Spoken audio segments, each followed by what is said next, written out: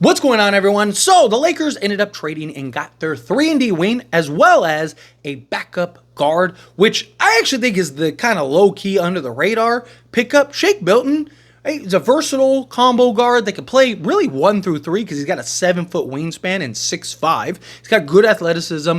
He's not like Jared Vanderbilt defensively, but he's a good defender. He can get after it, and I trust JJ Redick to kind of really get him focused and honed in on the defense side of things, especially if he wants to be in the rotation.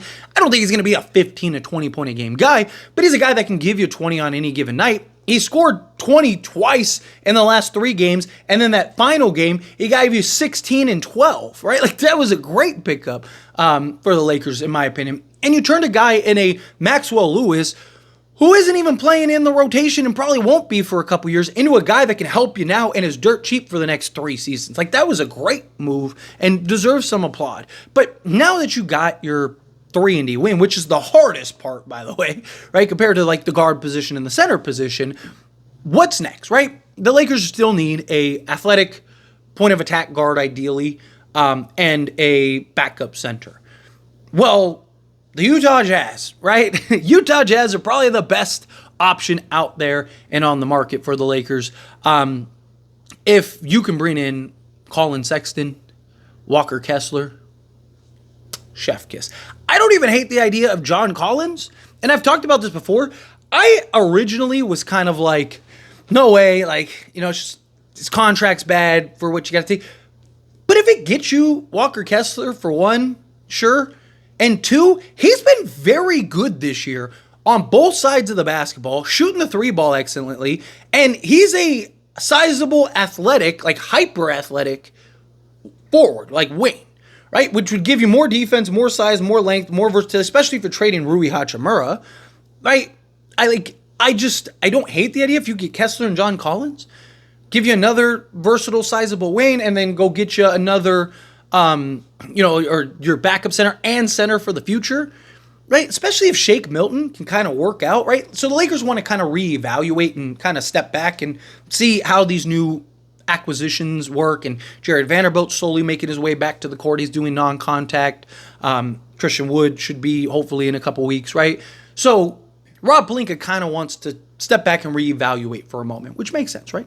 Take a second, take a breather, see what happens.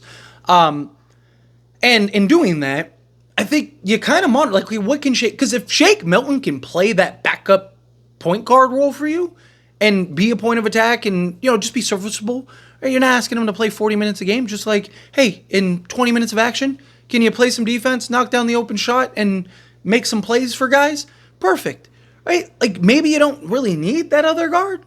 Hey, maybe you do just go get a John Collins, and now you just kind of go really big and athletic and versatile, and rebounding would be great, defense would be great, like all that. I don't really hate that idea, but Collin Sexton is another kind of piece that makes a lot of sense, right? Like Collin Sexton, he's still young, he's athletic, versatile, can be that point of attack. Defensively, though, when he's bought in and engaged, he's actually very good at defensively because he's athletic, long, lengthy, right? Like, there's a lot of comparables to him and D'Angelo Russell, who we just got rid of as far as playmaking goes, volume 3-point shooting, and just obviously applies more rim pressure and stuff like that. But he's also been worse than D'Lo defensively at times.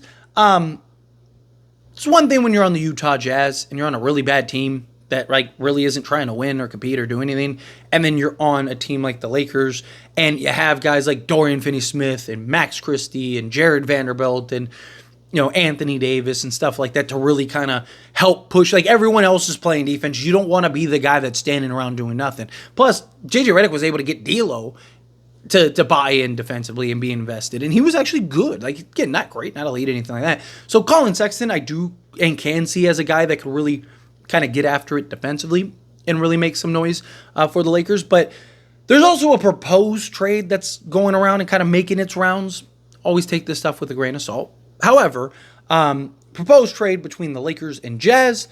Lakers receive Walker Kessler and Collin Sexton. Jazz receive Rui Hachimura, Jalen Hood-Schifino, Jackson Hayes, 2029 first-round pick, and 2031 first-round pick. So basically Rui, filler, and 2 firsts for Kessler and Collin Sexton. There you go. I don't hate it. Right? I wouldn't be against it. You still have a couple seconds, still have pick swaps, right? Go out if you need to. You could still go after, because like you'd still, okay, let's say you did that, right?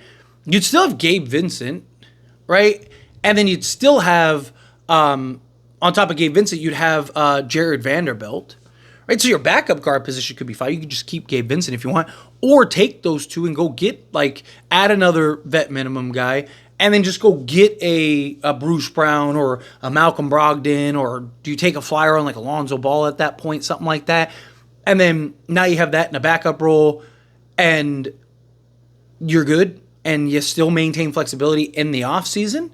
Right, because LeBron could take a discount. If you were to get one of those three other guards that I mentioned, Alonzo Brogdon and Bruce Brown, they all clear salary off your books, right, in the offseason. So you could retool, like if you don't win the championship this year, even after all these trades and all these moves, right, like you still are in a position financially to kind of shuffle some things here. Dorian Finney-Smith, you could have him opt out and sign him to a new longer contract for maybe, instead of $15 million, maybe it's like $12 million a year. You have vet minimum guys fall off the books. Say it's Lonzo, right? He goes from, $22 million to, a prove it deal for $8 million or something like that. You just cleared 15 off your books, and then LeBron could take another 20, 25 million off the books. Right? Like you could be in very good shape if you're the Lakers at that point. Obviously, you got to get teams to work with you. Utah has to be willing to work with you. Is that something that they would actually do? I don't know. Supposedly, the Lakers were close to trading for Walker Kessler, right? Supposedly, the Lakers were going to make the trade. Utah is kind of the holdup. Danny Ainge is reluctant because he values the Lakers picks. He looks at the Lakers picks as the best picks on the market. Problem is he's concerned that Walker Kessler is going to be good enough, essentially, is what it boils down to, that he's going to be good enough to where it's going to ruin those picks. Danny Ainge is looking at it as, in 3 years, right, Anthony Davis is going to start his decline. LeBron James is going to be completely out the league. But if I trade them Walker Kessler, yes, Anthony Davis is going to start his decline, but Walker Kessler is going to start his incline.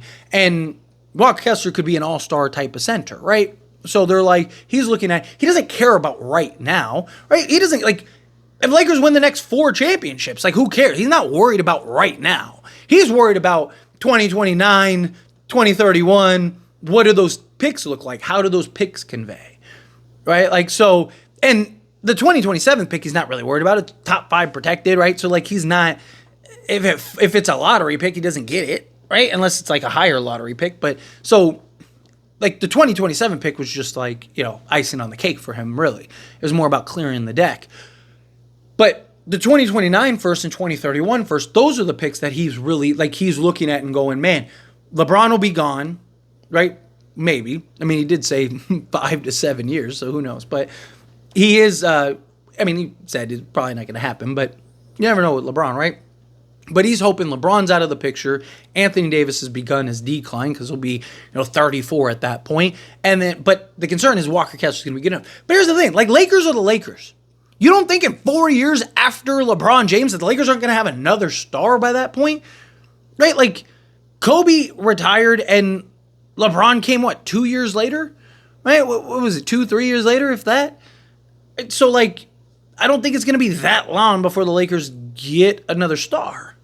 Right? There's several stars that would probably come to Lakers right now if LeBron wasn't on the team. And it's not because they don't want to play with LeBron. It's because they either don't fit or they don't want to be the third guy. Right? Like, because they know if I go to the Lakers, right? Like, Trae Young. Does Trae Young really want to go to the Lakers to be a third option? Probably not. Right? But, like, if Anthony Davis is the only one there, it's like, man, me, Anthony Davis, and if I have Walker Kessler, probably win a championship. Lakers are either going to be good or they're not. Either way, it doesn't matter. Like, LeBron or Walker Kessler, unless he becomes the best big man in the league, right? Unless he turns into a defensive Jokic or a Joel Embiid or something like that, which I am very high on Kessler, but I'm not that high on Kessler, right? Unless Kessler just becomes this, like, dominant force on both sides of the basketball. Defensively, he is. Offensively, though, there's still, that's why he'd be best as a reserve for the Lakers. I mean, you could slot him next to Anthony Davis, but, like, unless he develops this like insane offensive game, like he's not going to be the main factor. He's not going to be the main component, right? So if you're the Lakers, like if you can get Collin Sexton and Walker Kessler, I think you get Collin Sexton and Walker Kessler. And I see a lot of people, it's the most like common thing that I see people keep bringing up. Go get Kessler and Sexton, which I would love to get. I would. I wouldn't hold my breath though. If I'm being honest, I wouldn't hold my breath on Sexton and Kessler. I would love it.